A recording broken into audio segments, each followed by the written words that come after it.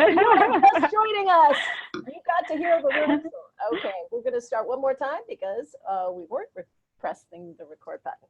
Are we ready?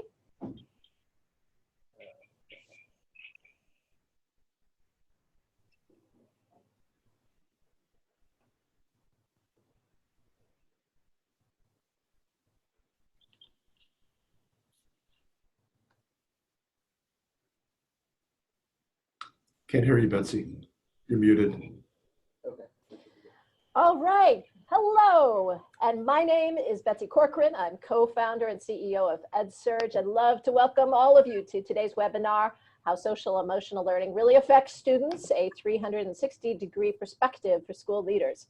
A quick note before we begin, we actually are recording this webinar, and the recording will be available to you via email after this live event. I'd also like to start by thanking Newsela for the support to make this webinar possible. Newsela is an instructional content platform. It brings together engaging, accessible content with integrated assessments and insights, all of which supercharge reading engagement and learning in every subject. We would love to encourage you to ask questions during this session. There's a Q&A button in the webinar Zoom window down at the bottom, and we will do our best to answer as many questions as we can.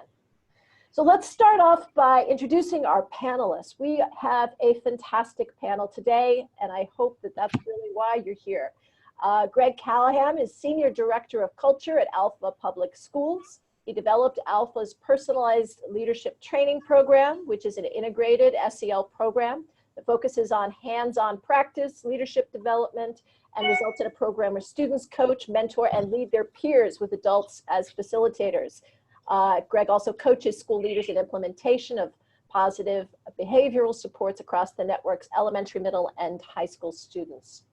Mylene Duong is a senior research scientist at the Committee for Children. She's developed and evaluated psychosocial emotion, try that one more time, psychosocial interventions, that promote social, emotional, and academic success and prevent and treat mental health problems. And she's had support from the Institute of Education Sciences, the National Institutes of Health, Institute of Justice, and other foundations. And in particular, she aims to develop an set of evidence-informed interventions that are multiculturally responsive, feasible for schools to implement, and effective at scale. Clark McGowan is founder and president of XSEL Labs and an associate professor of behavioral sciences at Rush University Medical Center. And he's a recognized leader in the field of SEL assessment. His work focuses on developing, validating, and disseminating innovative, high-quality SEL assessments that improve student outcomes and help educators understand their students' social and emotional strengths and needs. Kelly Stewart, Chief Operating Officer at Collaborative Classroom. Kelly leads dissemination efforts to bring literacy programs integrated with social skills development to more than 15,000 new classrooms every year. She's also been a senior research associate at West Ed, and while she was there, she helped launch the U.S. Department of Education's School Turnaround Learning Community, which is an online community for states, districts, and schools turnaround efforts. And finally, Jeremy Taylor is CASEL's Director of Assessment and Continuous Improvement. In this role, Jeremy oversees a whole team of professionals supporting CASEL's partner districts across the nation in assessing their implementation of SEL and their students' social and emotional competencies. He also is the project director for a national work group that focuses on the assessment of students' SEL competencies. So clearly we have an extraordinarily well-informed and really dynamic panel. So a couple of broad thoughts on SEL. Many educators feel there's simply too little emphasis on social emotional learning skills. A study that CASEL did in 2006 of educators pointed out that educators feel that teaching life skills, including SEL, gets far too little emphasis in our schools. Those skills help them apply what they've learned to real-world situations, develop critical thinking skills, basically be all around better performing students. In low resource schools, teachers feel even more strongly that SEL could improve the relationships between students, reduce bullying, and improve academic performance. So before we jump in with the panelists, we'd like to ask you, the folks who have tuned into this seminar, just two quick questions. Number one, does your school integrate SEL into the curriculum? So that's a simple yes or no. Do you feel that SEL is literally a part of your curriculum? And then number two, does your school place enough emphasis on SEL? So we'll take a couple of minutes. Please just give us a little bit of feedback on those two questions, and then we're going to jump right in.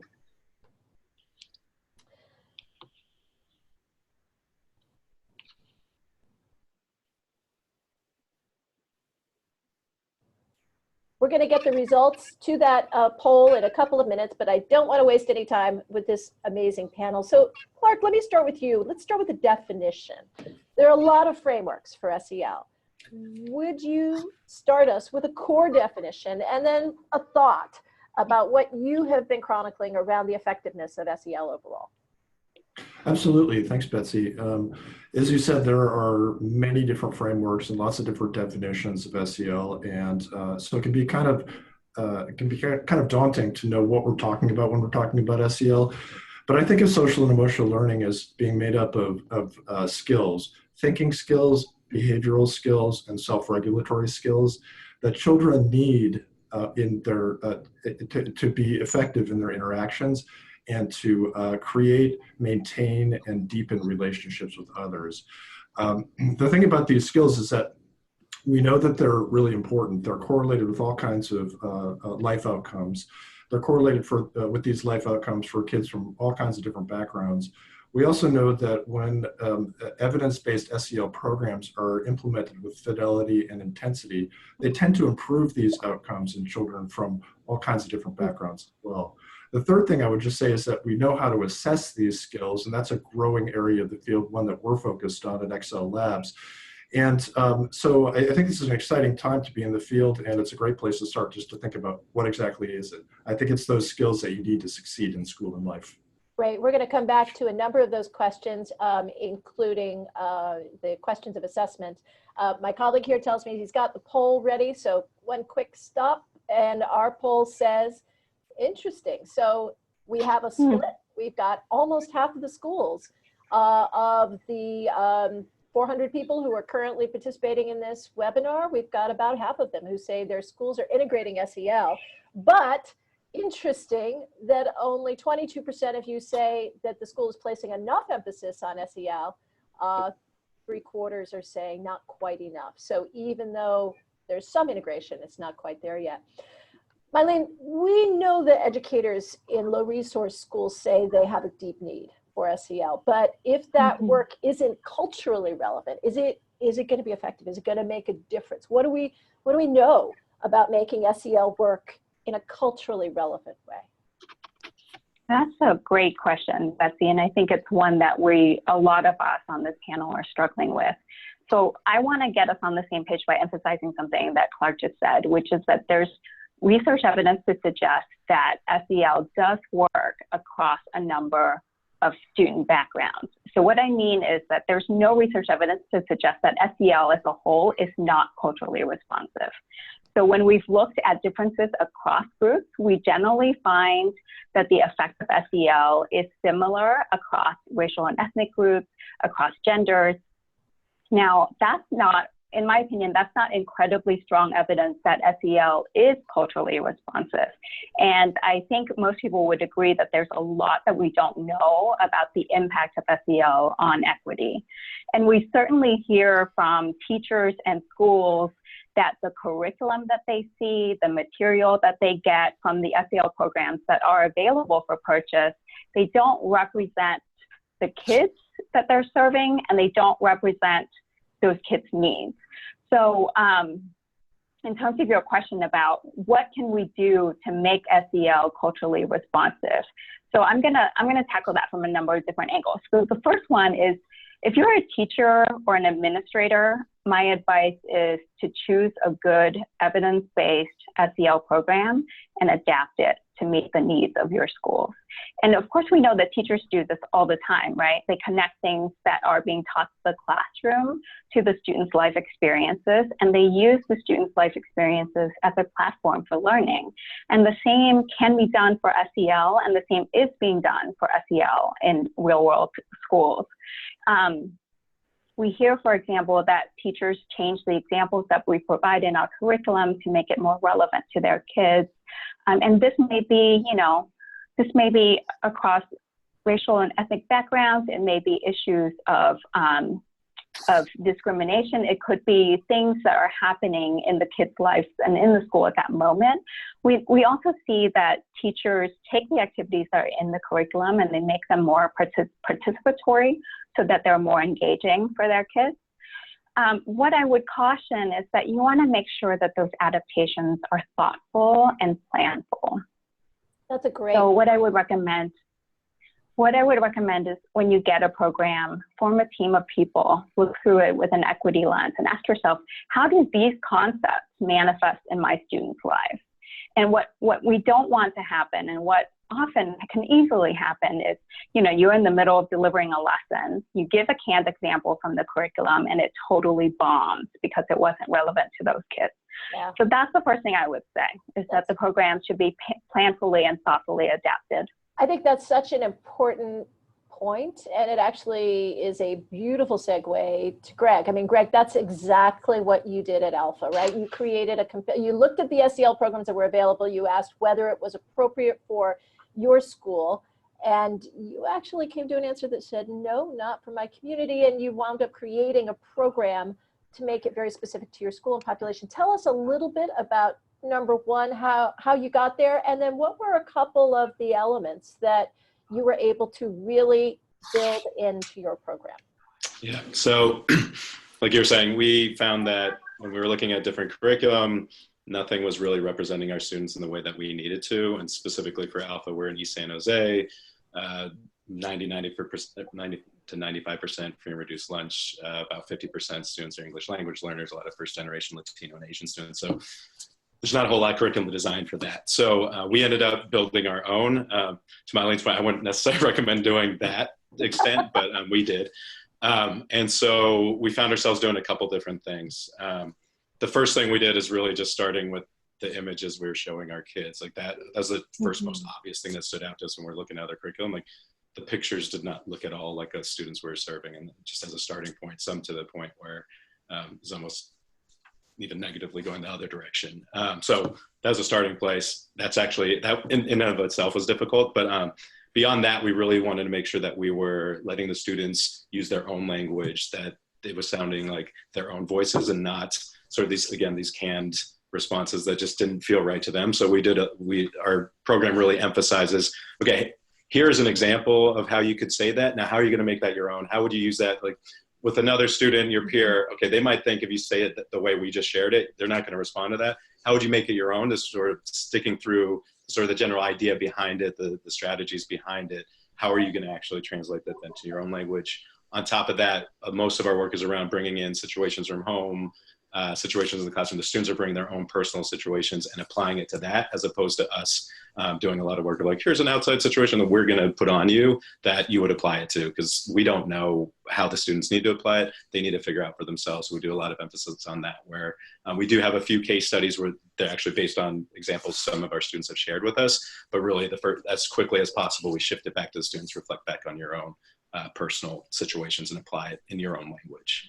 The other thing we ended up doing with our program is we found that a lot of curriculum didn't spend enough, at least in our opinion, time on the practical side of things. It's a lot of what's the right answer. And like, as we adults know, we know the right answer. I know how I'm supposed to act when I'm frustrated, but that doesn't mean I actually do it when it matters. Right?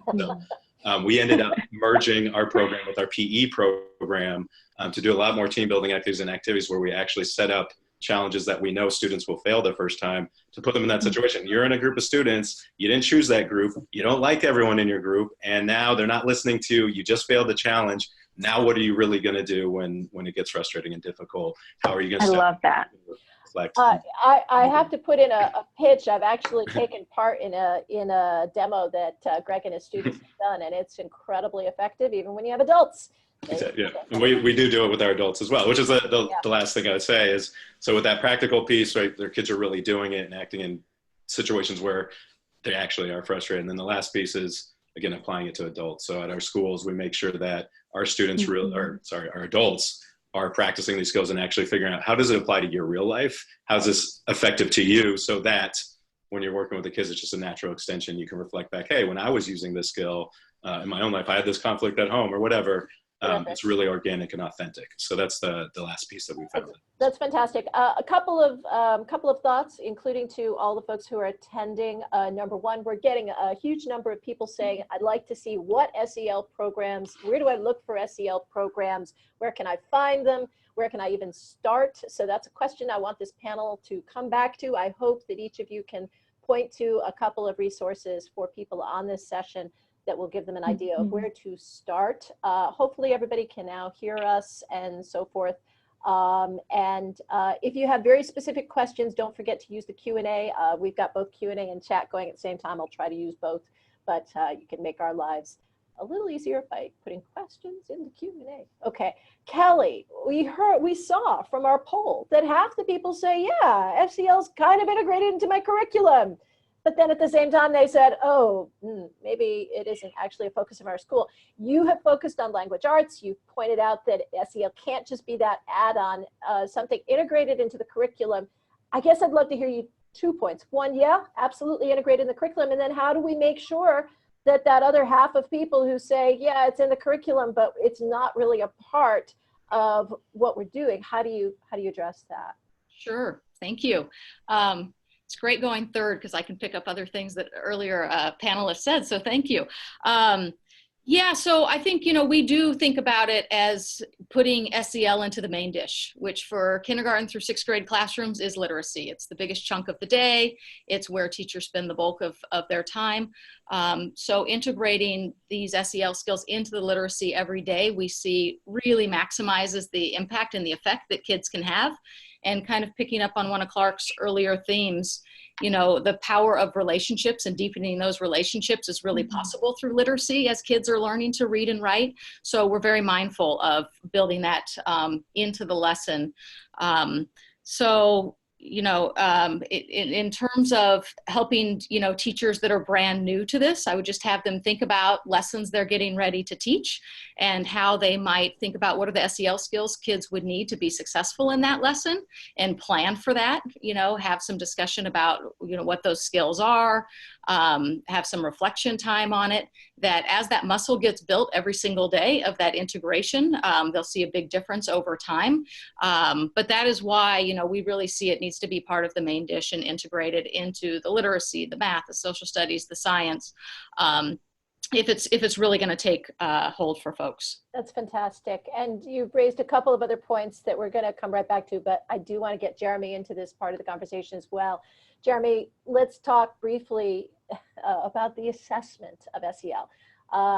Everyone on this webinar should know that CASEL is literally coming out with a practitioner's guide. We will make that available to all of you through the email at the end of this. But Jeremy, what are you learning about what useful assessments of SEL really entail, how we do that, what it means, and do we have, what kind of assessments we're using? Absolutely. So yeah, as part of a multi-year work group, we have been developing several resources to answer just that question. As Betsy mentioned, one of them coming out on Monday, Practitioner's Guide. We're very excited. It gives specifically educators an idea of what measures are out there available and currently being used and how they're being used for various purposes effectively. I think we learned a number of things through the work. Betsy, you mentioned earlier a 2015 survey of teachers in the missing piece that highlighted teacher support for the work. The work group actually last year redid that survey, but this time with principals. And with nearly 900 principals, national representative survey, we found that 99% said that they were really committed to the work of SEL in their schools. But only around 17% said that they had clarity about what measures are available or what to do with the data that came from them. in terms of student social emotional competence assessment. So that like really unanswered question among practitioners is really the impetus of the project. And what we've found further in talking to people in the field and members of the work group is that there's a lot of hunger around especially formative assessments and formative use, whether that's classroom formative assessments or whether it's sort of assessments that can inform systemic implementation, continuous improvement efforts at the district or school level. That there's a lot of discussion in the field about some of the summative high stakes uses, but that people generally are more interested in hearing how they can be used formatively.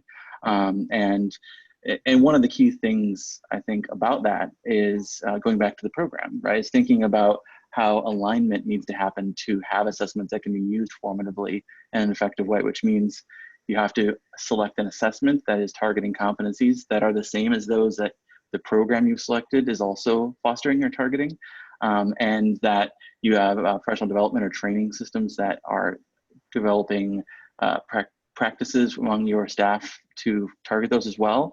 And one effective way to do that is to adopt a framework rather than making individual decisions about programs or things like that. And I want to push you on one point, Jeremy, because I know we talked about this the other day. Let's be explicit. Are there things you should not use SEL assessments to measure? Yeah, no, that's a great question. You shouldn't use it. Yeah, and so at this point, and this is also highlighted in the guidance coming out on Monday, we are explicitly saying that we don't recommend student social and emotional competence measures to be used for high stakes accountability or for teacher evaluation systems. I think we do think that there's some ability to use them for some summative purposes. For example, determining whether or not some of the programs we're talking about might be effective in moving the needle and doing some school-based research, right? Or reporting out to stakeholders who are putting resources and buy-in into some of this work about what's happening and what progress is being made. But generally, we think it's much better to focus on formative uses, lower stakes, whether it's continuous improvement, formative assessment in classroom, holding up and championing student voice and how they can be sort of self-directed learners. And so that's some of the guidance we're offering in the forthcoming guide as well. Absolutely. So once again, a lot of the questions and the comments that we're seeing both in the chat, and thank you folks for sharing things that you are using in your programs and in the questions are going to come back to what are examples of programs. And so I'm going to charge all of the panelists to give us a couple of examples. But before we get there, I really want to start with the adults because a big portion of this has to start with the educators, right? So could you tell me a little bit about what we have to do and why it's important to start with the educators and thinking about their SEL practices, their mindset, their perspective. Why is that an important place to start rather than just like, boom, I want to buy this curriculum? Anybody? Jump in. Greg, I know that you really talked about this a lot, so I'd love to get to that. Yeah, I'd be happy to jump in. I think for us, this is really how that integration piece that Kelly's talking about really comes together. If the teachers don't feel it and actually care and think it matters or is important in real life, they're not going to reference it. They're not going to sort of instinctually go back to it and talk to students about these different skills that we're talking about outside of the one time when like there's a designated class or something like that. So for us, it was really about if our teachers are really going to do this, our students are going to live it, then we better do this work with our adults and make sure that, again, like we have a phrase we talk about, emptying the cup a lot is the phrase we use a lot. Like our teachers use it all the time. Like, oh man, I really had to empty my cup because something, happened to me. When we hear that happening with our adults, then we know, okay, we're ready to really roll this out with our students. Until then, we just found it's just not as effective. And again, for the students to hear adults use the same language about their own lives in a real authentic way, suddenly it becomes not some random thing that we're saying you have to do, like kids have to do this. It doesn't matter to us when now we're talking about something that really is applicable for your whole life. Yeah, I'd love to get Clark, Mylene, I'd love to get other insights in this. Are we talking about staff? Are we talking about, 2 days of professional development training at the beginning of the year? What are we really talking about when we talk about getting the staff oriented as well? I guess I would just say, I would just say that there are kind of two levels of adult involvement in SEL. One is adults' own social emotional learning skills. It's hard to it's hard to walk the talk unless you kind of are aware socially yourself, hard to notice when kids are struggling, hard to notice when to step in and how to step in. So it's not something that changes. You don't stop learning SEL when you become a college student. So all adults could use some help in that area. The other thing that adults are really key in is kind of setting the table for SEL as a programmatic venture within a district. So, is everybody clear what they mean by social and emotional learning? It's not obvious. You need to be intentional about what it is you want to address, what it is you want to assess. What are your goals in adopting an SEL program and an assessment? How are you going to go about it? What's the right program for it? And I would say people have been asking in the chat line, how do I pick a program? And you asked about this, Betsy. I would give a shout out to my friend Jeremy and his crew at Castle. They have the best, hands down, the best program guide, which is kind of like a Consumer Reports of SEL programs. And it tells you things like evidence of effectiveness and all kinds of other information you can use to save yourself time, not having to make your own curriculum and not having to pick one from a very small universe.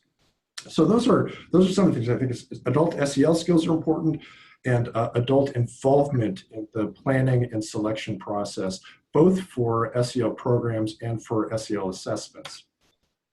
Eileen? And yeah, I would absolutely agree with what Clark and Greg have said. And I just want to raise one more point, which is that the most success that we have personally had in enhancing equity in schools is by focusing on the adults in the school. So for example, we've had great success working with educators who are willing and ready to recognize that we all have implicit biases. So how do we as adults learn to recognize what they are, recognize the situations that make us vulnerable to acting on those implicit biases? So situations like we're short on time, we're stressed, we don't know the other person very well. And the educators that we've worked with has gotten a lot out of understanding those concepts and then tuning into the moments where they say, uh-oh, this is a hot spot for me. This is a potentially a situation where I could really not act according to my values. And then they slow down, they become more mindful and more intentional about those decisions. And of course, I mean, I'm talking about this and, we all know those are SEL skills. Mindfulness, tuning in, understanding ourselves, enhancing our self-awareness. And the schools that have partnered with us on this have shown a reduction in their office referral. So for example, we worked with 3 elementary schools that by the end of the year, they had half the rate of office referrals that they had at baseline. And they found that the decrease was particularly strong for African-American males, which is the student population that they were working on. And the rate of office referrals for African-American males in that school was 1/3 of what it was at baseline. So I think that is another additional benefit of focusing on adults is the potential to enhance equity. Huge point. Jeremy, we've been giving shout outs to Castle. Tell us a little bit about, are you indeed a Consumer Reports around SEL, and give us a couple of specifics of what people should be looking for. Yeah. Thank you, Clark, for that shout out. We do indeed have both a elementary and then more recently a secondary, middle, and high school version, castle.org/guide. I'm sure we'll put the link in the follow-up email. And we do review programs that are submitted for both evidence-based, so the degree to which they've shown to move the needle on student outcomes, as well as sort of from a content perspective, whether or not the target of the content of the program, the instructional lessons, are specifically student social emotional competencies, and then whether or not the developer of the programs have capacity to provide professional development learning to schools and districts. And programs that meet those criteria that are outlined get this sort of Castle Select designation, and then the various details about what programs met the criteria and why, and what evidence is available is all listed there on the guides. And if I could speak to the adult SEL question too for a second, I mean, and just echoing what people are saying, when Castle thinks about classroom SEL, we think about 3 components, and we call it the 3-legged stool, right? We talk about explicit SEL competence instruction, we talk about embedding SEL into academic instruction, and then we talk about creating equitable and supportive learning environments, right? So when you think about the adult SEL competence themselves, obviously those first 2 instruction-based ones, we all know how much kids learn from modeling, right? So in the description that Mylene gave, where an adult's able to effectively demonstrate those things, you could argue that's going to go as far as sort of teaching a lesson if they're able to see that in a sustained way. And then in terms of the equitable and supportive learning environment, that sort of, we believe is created by the attention to SEL competencies in adults. And it's not just teachers. We think it's actually everyone in the school. It's the leaders, it's people in the lunchroom, it's the bus drivers. So when we work with districts around systemic SEL, we really encourage them to think about this as a systemic way in terms of all staff, because it's part of the student's experience in the schools, of course. That's terrific. Kelly, I want to pull you into this, and Jeremy said that there's explicit SEL integration into curriculum, and I know that that's a lot of what you're involved with. But I want to come back to this question of how do you make sure that the professional development is an ongoing perspective, and that particularly when you have a curriculum that says we've got SEL integrated, how do you make sure that it's integrated into the behavior, into the thinking perspectives, and doesn't just become like, oh great, it's taken care of, all I have to do is push this button. Can you share a little bit about your thoughts on that? Absolutely, yeah. So I think we think about PD in a few different ways. There's obviously kind of this in-person lesson study approach that we use tied to our curriculum, but the biggest way we do think about it is through the curriculum itself. So we really view our curriculum and treat it as educative curriculum, so that as a teacher is going through the school year, she's actually learning new facilitation skills, new SEL skills that are going to help her classroom environment, because we just don't think that PD alone is going to get enough teachers to really take SEL on and really integrate into instruction if they've only got a day and a half a year to do it. That it has to be part of instruction. And I think one of the things we're seeing more and more now is a real call for high quality curriculum that can do these things, which is very different than where we were 15 years ago, which I think is kind of an exciting time of where we are. So I think it has to be part of kind of the daily work that a teacher's doing. We kind of think about our lessons of, kind of the middle part being the instruction for the children, and kind of this outer core being the professional learning for the teacher, so that that they're learning along the way. And just to pick up on a earlier theme about the adults SEL learning and thinking, I think one key piece is, as folks are doing this work and they really are integrating, they're seeing their kids differently, right? They're seeing these opportunities for children to speak that may never spoke up before because of the way we're setting up the classroom environment. So we actually see that is a real way to propel forward the teacher's own learning, is seeing their kids differently by the way they set up their classroom instruction, and allow kids to reflect every day on how things are going in their partnerships as related to their SEL skills.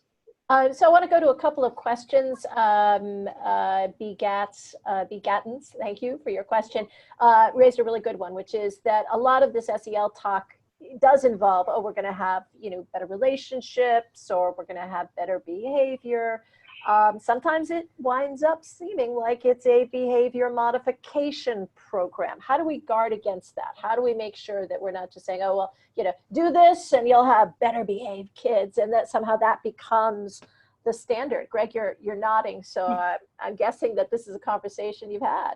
Oh yeah. I think it goes back to that adult SEL. Like when we talk about, for us, it's the SEL is better behaved adults in terms of how you interact with students and make it more welcoming than as well. It's like, we are not ever we're seldom actually our best selves if we do not do this work for ourselves, right? So for us, again, it's about how do you help yourself be your best self at the most amount of time. So with our students, yes, that looks like being able to know how to disagree with somebody in a way that they actually can hear you. But it also means, as an adult, how to check yourself and back up and be able to listen to a student when they disagree with you because they might be right. So I think that's how we really push on that. Is it's also about, we make mistakes as adults all the time. We make judgments about our kids all the time. We get really frustrated at the end of the day. You didn't eat lunch, right? Like all these different things that happen to teachers that put us in a spot where we're not being our best selves. And so that's when we need these SEL skills the most. And it's the same for our kids, right? So again, it's not about, hey, we need you to behave better. We want to be better people with each other so we can build a community where we're all just elevating each other. Yeah, and Clark, I want you to jump in on some of the assessment aspects as well, and in particular, tell us a little bit about how we make sure this doesn't just become a series of data points, right? I didn't catch the most important part of your question, Betsy, because you're breaking up. Oh, You I'm told me to sorry. say something about assessment because.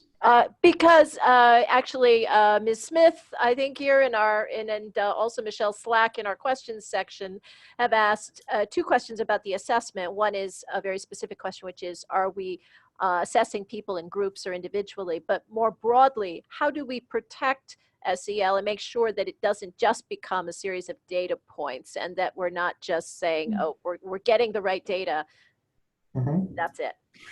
Yeah, actually, I have a book coming out in the spring that's really about this very issue, and the focus of the book is pretty simple, which is that the assessment tool itself and the scores that come from it, whichever one you choose, is only one part of the process.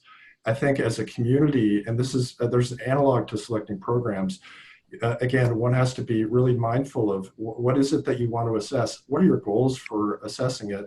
And then, yes, you're going to pick a tool that fits the job. So if you want to assess behavior, for example, a teacher rating scale is probably going to be appropriate. If you want to assess kids' thinking skills, some kind of direct assessment like the ones we develop will be appropriate. You pick the right tool for the job. Once you collect the data, there's a whole series of discussions that has to happen for those data to do anything.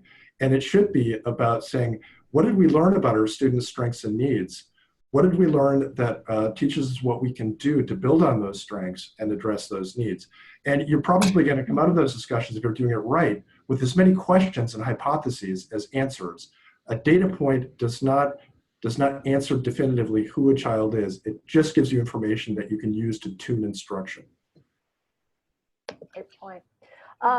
Another one of the questions that's been coming up a lot is, let's talk a little bit about, and some of you have made references to this, what is the foundational research? So Autumn asked, what foundational research and theorists are we using to base our SEL framework on? I'm going to broaden the question a little bit and say, we've talked about the fact there are multiple frameworks. Can you talk a little bit about some of the different frameworks that we've seen?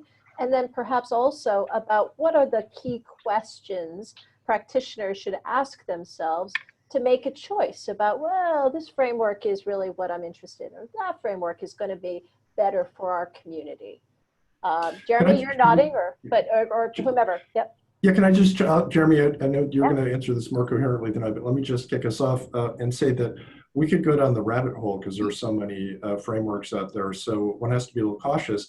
But in my view, pick a coherent framework like the one that Castle has, and then you use it as a kind of way to think, what are the priorities, skills, and behaviors and thinking skills that we as a local community need to work on, to build on, to make the community what we want it to be. It's kind of like you pick a coherent framework, but you can't maybe measure every single thing in the Castle model. But you can measure some of them, you can address some of them, be intentional about what they are. Yeah, and I'll build on, and I agree with everything Clark said, and of course from Castle, I believe a lot in our framework, but I will go beyond that though and say, we actually the work group in Castle just released a brief on the specific issue on how to make sense of the various frameworks that are out there. I think a review said there's more than 135 frameworks in the field currently around SEL-related issues. And if you go to measuring-sel.org is the assessment work group's website, and the brief we just released talks about the characteristics of a high quality framework. And there are things like, do they articulate a developmental sequence, right? So not just what competency to focus on, but what do they look like at various developmental stages of a kid's life or into adulthood? Do they have implementation supports developed to help schools and districts foster these competencies, right? Whether those be theories of action or assessment tools or programs that have been developed. Do they have attention to issues of equity and culturally competent practice, right? So those are just a few of them. They actually go through and give a whole set of criteria to say, regardless of what framework you're looking for, and we try hard to not just say the end of it isn't just pick Castles, right? It's regardless of whatever one you're looking for, look at the options through the lens of these questions, and then it can help you arrive at an answer. Stephanie Jones and her team at Harvard are actually in the middle of a project, and I think they're going to come out in the spring publicly with a project called the Taxonomy of Seo Competencies, and essentially trying to make sense of all the different frameworks that are out there and where the overlap is, right? Because with these frameworks, what you have a lot of times is the same essential competency but with two different names. Or in the other side of it, two competencies that are called the same thing, but if you read the definitions and how they're sort of addressed in the frameworks, they're actually different. So she's trying to really highlight where those alignments occur in order to then sort of help people who are developing assessments and programs to be speaking the same language. So I'm real excited for that work to come out too. Mylene, are we asking the right questions of our frameworks? As if we've got 100 and some odd frameworks out there, Jeremy did a great job of identifying a number of the questions that we're asking, but as you have looked at the work, as you have looked at, particularly, some of the multicultural elements, are we asking the right questions of our frameworks? Yeah, I think so. I think the other thing I want to say is please stop developing these frameworks. We've got enough, you guys. We don't need another one. And I agree with Clark. Pick one, pick a good one and stick with it. And I think, one thing I do want to shout out to, not that Castle hasn't had enough shout outs during this webinar, but they did a webinar, I think in the spring, that talked about how do you take the SEL skills and elaborate them to include equity. And I think that is just such an excellent guide to thinking about the SEL framework from an equity perspective. So I want to refer people to that. That's really I want to, Mylene, I love your, admonition, no more frameworks. And I would just add that if you get framework fatigue or get confused by a framework, I often find it grounding, because I get that too, to think of SEL as the kinds of skills and competencies that kids are using in interpersonal interactions to connect with other people. That doesn't maybe get at everything, but it makes it more tangible. What do kids have to do when they're interacting with somebody else to be successful, to be a good interaction, to develop a connection and keep that connection positive? Those are the things, in my view, that really SEL is all about. I'd like to, Kelly, when we have all of these frameworks, can you make any connection between some of the tools that we see and frameworks? Because, we have frameworks, we also have individual tools that may support very specific skill sets or something like that. Are there relationships between these, and is that good, or should we not even try to look for that? I don't know of all of the tools that are, out there. I know of a lot of the programs that are out there, to help support this and kind of some rubrics and things like that. So I'll let others jump in on that, but I would love to pick back up on some of Clark's things around the relationships and kind of seeing those play out. Because I think one of the things that can happen, especially with SEL, but other things that come in, to the school spaces, is that oftentimes the conversation is up here, and this is so much about frameworks and tools and things that it's really hard to get it embedded in classroom practice. So I think everything we can do collectively now that we've all learned through frameworks, formative assessment, but really investing the time and energy of getting it into teachers' hands and helping them do it well is, to me, kind of where the gold is going to happen for teachers and for kids. And it's a part that I see doesn't get talked about as much, about actually how do you actually help teachers do this every single day. I think that's a fantastic point. And I'm going to challenge the panelists with a question. Could you think of a story of either an implementation that candidly went awry, or an implementation that was like totally a winner? And, I'd love to hear you tell us just a couple of stories. And truthfully, we need both. We need to understand the ones that kind of go sideways as well as the ones that go well. Would anyone like to jump in on that? Clark? Oh, you're muted, Clark. Clark, you're muted. Sorry, I muted myself. So I'll tell a horror story and a positive story very quickly. It's not a horror story, but the one that didn't work out is a district that really wanted to do really high quality direct assessment of children's social and emotional skills. So they engaged us to do that. They did a really good job of it. The reporting was great, but you know what had happened? That there was a small group of administrators at the district office level who wanted this, and the rest of the district didn't know why they were doing it, what the goals were, what it was going to be used for.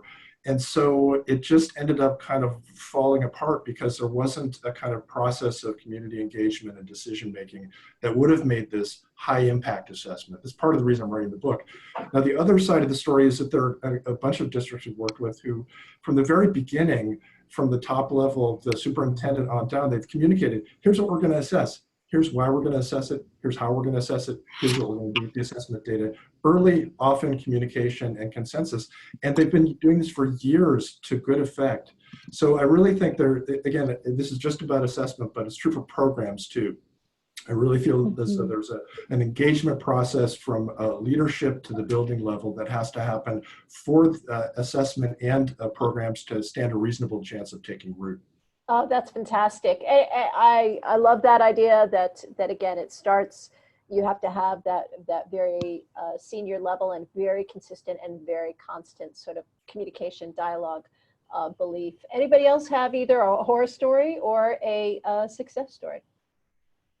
I've got one. Well, I've got two, I guess. And it's actually implementing the exact same program. So the first time that we did it, because of a number of other factors, grant funding, so on, we started in the middle of the year, which is just not a good time to start. And we were working with the school's equity team, and we were working in silo, which means that we weren't communicating with leadership. We didn't have leadership support on the equity team. And we weren't also partnering or talking with some of the PBIS efforts that were going on in the exact same school. So what happened is that, you know, we did these training, and then we kind of scrambled and to figure out, well, how are we going to protect time for teachers to come back to this? Because I think that is key, right? Embedding it into the daily routines of schools and making sure that they have time to reflect, to problem solve, to talk with their colleagues. And we scrambled to make that happen, and we embedded in a system where really there was no space for it. It was pretty crowded already. But we learned from our mistakes, and we implemented in another school in a subsequent year. And from the beginning, we knew what we were asking of leadership. We said, this is not just a training. You've got to protect monthly time for this. And that means replacing something, not just adding on, right? Not just saying, this is something else that we want teachers to do. It's like, what are you going to take off their plate if you're going to put this in? And we knew that that was the expectation from the start. And having that system, and I think teachers also, they understand the issues. So when they want to know what the implementation plan is. I think they're tired of going to these trainings and then not having any time to put these things into practice. So I think they are really, they're skeptical, you know, I think justifiably skeptical that is this really going to be something that takes hold? And I think that as program implementers, as leaders, we have to ensure that, yes, this is something that's going to take hold, and we are building the structure for that, and here is how. That's fantastic. Can I just echo the comment of somebody who was on the chat string? That, you know, they're having a lively conversation to the side of this about how do we find time to do SEL programming, because teachers' plates are so full. And somebody put it beautifully. They said, SEL is the plate, you know? And so, so I think, you know, it's not a question of whether you can find time. You're going to be teaching SEL no matter what. That's part of what teachers do, whether they like it or not. So it would be, you know, beneficial for all, including for academic outcomes, to integrate good programming and assessment into what you do. Not additional time, it saves you time. That's wonderful. Anybody else have one more sort of pair of questions, good and bad? I can share a little bit of what we learned. We started out really focusing almost like had a scope and sequence and being very rigid about how the teachers had to roll it out. With the thought that everything builds on each other and has to go in such and such a way. And very quickly we found teachers being like, yeah, but right now this is the thing happening in my class. I would love to kind of jump ahead and get to that. And we'd be like, no, you have to stick to the sequence. So that did not work very well. And so what we ended up doing is backing up a little bit and finding ways to assess individual classrooms where the teachers could kind of get a better gauge, like where are students at? How can we adapt the curriculum and kind of more modularize it so they could sort of do what they needed to do now without it breaking the whole program and like obviously missing pieces like smaller foundational steps. And so for us, that was a really big piece of really making sure that a teacher can address like what's happening now so it feels really relevant and responsive at all times, as opposed to, yeah, I sort of generally agree with SEL, but right now this doesn't seem to be doing what I want it to do. Right, right. How to make sure that it is front and center, it is the plate. Sean asks a really interesting question here in the Q&A, which is, could you talk a little bit about the explicit connections or differentiations between incorporating SEL and some of what we're hearing about trauma-informed programs at schools? Does anyone use that language around trauma-informed programs, or does that resonate with anyone? Yeah, I can talk a little bit about it. So I think when you think about SEL, you're really thinking about wanting to make sure that you can support the social and emotional development of all of your students, right? And so part of what that means is understanding the context that the kids are living in and then coming to school with, right? So if you are a teacher and knowing what background your students might have, what experiences they've had that might make it difficult on any given day for them to focus in and to sort of to keep focused on learning, but understanding also that they might have some traumatic experiences in their background that make it more difficult to just sort of like buckle down, so to speak, right? But like, but that, so it isn't sort of like an addition to, but I think it's embedded within the SEL process is thinking through how, whatever sort of needs a kid has, that they are being supported through additional really relationships between the teacher and the student. Fantastic. I'm going to jump to another question or point that was raised, which is, what about the parents? Oh my gosh, the other big factor, as so much of us know, kids actually do spend more of their time at home, oftentimes with their families or parents. We can do all this stuff in schools. What about the parents? How much are we seeing the frameworks, the programs, the work that we're doing, interacting with the parent community? Well, I'd like to tell one of my favorite story about that topic in particular. One of our partner districts, Minneapolis Public Schools, is doing a really cool project right now. Eric Moore and his team are trying to really get at, and this sort of connects that idea of parent engagement as well as culture and SEL. They're trying to get a sense for what SEL means and looks like for kids and families with different cultural backgrounds. And to do that, they're actually enlisting families themselves and doing some training with the parents, and then having those families to go out into their own communities and do interviews with other parents of similar cultural backgrounds and learn from them. What does success in these social and emotional domains look like for kids in your culture and in your family?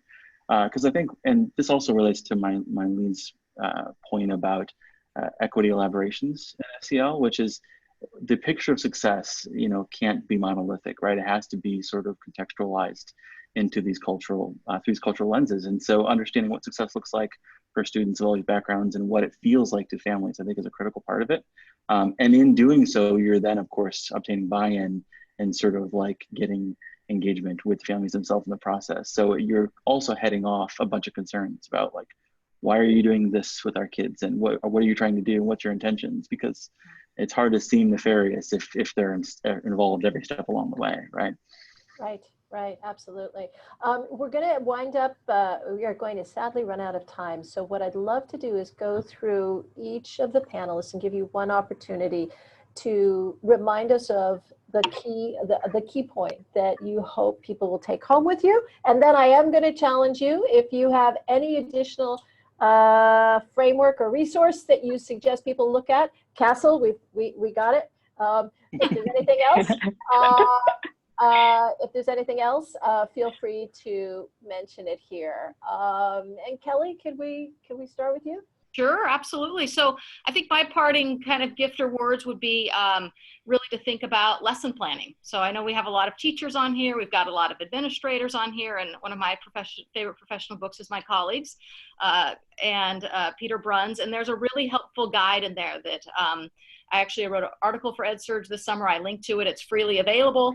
But it's this idea of, as you think about the lesson purpose, what's the academic focus and what's the social focus? Because those two are tied together. As Clark said, no matter what we're doing SEL, whether we know it or not, so we can do a better job with it. I think if it's more in the forefront of our mind, but thinking about both the focuses and then thinking about how you're going to facilitate that lesson, paying attention to both what are the academic things kids are learning, but what social, you know, emotional learning behaviors do kids need to have to be successful in lesson, and then build some time to reflect with the kids as well. So it seems like a very simple process. I think anyone can try it, but I think as people get more mindful of, you know, what skills kids really have to have to access their math lessons and their literacy lessons, the more that muscle can get built for people and the easier it becomes. Fantastic. Mylene, you want to pick up the baton? Sure. I think the main takeaway that I would have for folks is that if you will come across programs where you're feeling like this is not representative of our students and this does not meet our needs. And in those cases, start with a good evidence-based SEL program. As we have said, at Castle, they have a great guide for this, and adapt it thoughtfully and planfully and ahead of time, and don't let these things catch you off guard when you're in the classroom.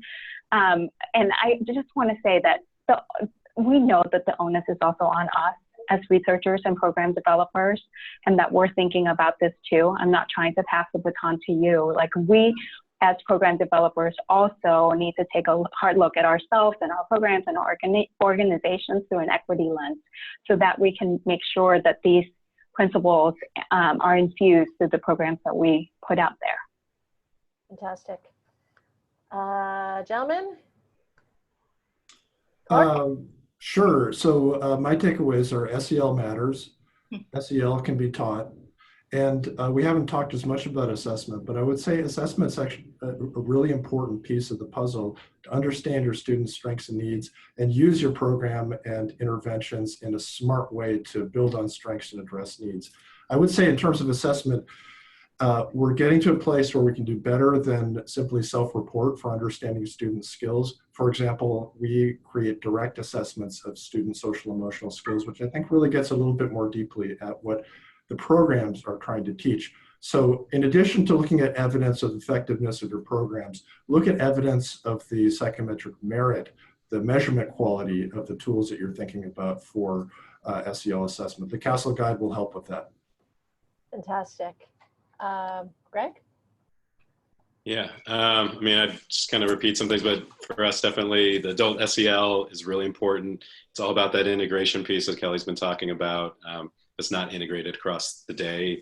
It's going to become that extra thing that either teachers just don't have time for or students don't take as seriously. And then the last thing is that emphasis on the practical application. And one thing we think about a lot is your culture systems are your practical application of SEL. If you're teaching students SEL skills, but then you won't listen to them when they're in trouble, you know, or whatever is going on, like you just shut down that whole lesson of what SEL is supposed to be about. So restorative practices, PBIS, there are a lot of structures and frameworks out there, but that practical application is how your culture systems need to be developed in a way that emphasizes what you're teaching SEL-wise. Otherwise, you're going to blow up the whole system. And Jeremy, bring us home here. Sure. And I'll make one more comment about assessment, which is that I agree with Clark wholeheartedly that the field's advancing quickly, and I think we've come a long way, and we can do some really great social emotional confidence assessment and use it effectively. But I also want to say that we shouldn't just look at the student confidence when you think about SEL assessment, right? That when you talk about SEL, I mentioned earlier those three-legged stools, right? We want to be thinking about measuring the learning environment, right? Those are sort of critical aspects of how these things are fostered. Measuring adults' competencies and measuring the progress you made with implementation. We don't want to get in a scenario where we're just sort of like only focusing on the assessment of the kids because we know that it is the learning environment and the adults around them that are fostering these things. And if you're thinking about a theory of change, as I think Clark put it earlier, you need to think about what are the inputs, what are the short-term outcomes, what are the long-term outcomes, and I think that competency assessment is on that long-term outcome end, but there's a whole bunch of things you want to think about assessing in those implementation inputs and the short-term outcomes too. So that's where my last word. That's fantastic. Sadly, our very short hour has come to a conclusion. We've had a request to put up the slide with everybody's name and address, or name and location or title on it. So we'll get that up in 1 second, and so your charming faces will be frozen. But I'd like to thank all of our webinar panelists once again for lending their time and their insights. Greg Callahan, Mylene Doolin, Claire McCollin, and Kelly Stewart, Jeremy Taylor, you guys have been amazing and have added tremendous value. I also want to thank everyone who participated in this webinar. We've had some terrific comments going on in the chat and in the questions, and we'll try to capture a number of these things, including them in notes back to you. And obviously, this is a big topic that EdSurge needs to be writing about. Finally, I'd like to have a special thanks to our sponsor, Newsela, who made this whole afternoon possible. And once again, their instructional platform really is aiming to try to integrate SEL in a way that makes the content engaging, accessible, and really supercharges learning and engagement.